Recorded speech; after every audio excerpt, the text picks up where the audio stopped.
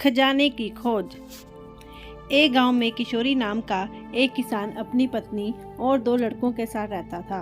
किशोरी खेतों में मेहनत करके अपनी परिवार का पेट पालता था, लेकिन उसके दोनों लड़के आलसी थे।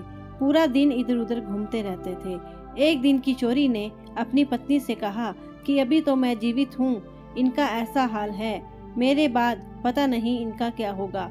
ये दोनों खेत का काम कब सीखेंगे। किशोरी की पत्नी ने कहा कि धीरे धीरे ये भी काम करने लगेंगे। समय बीतता गया और किशोरी के लड़के कोई काम नहीं करते थे। एक बार किशोरी बहुत बीमार पड़ गया। वह काफी दिनों तक बीमार ही रहा।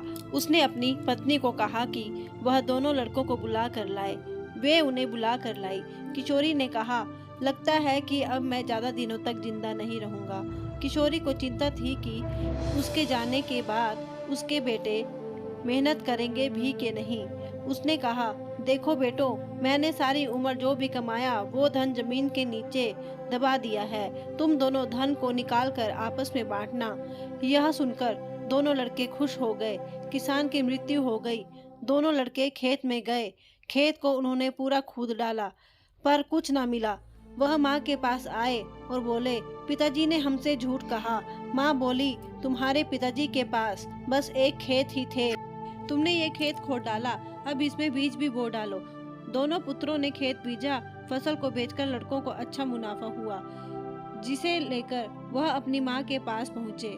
माँ ने कहा कि तुम्हारी मेहनत ही असली खजाना है, यही तुम्हारे पिताजी तुमको समझाना चाहते थे। सीख, हमें आलस्य को त्याग कर मेहनत करनी चाहिए। मेहनत ही इंसान की असली दौलत है।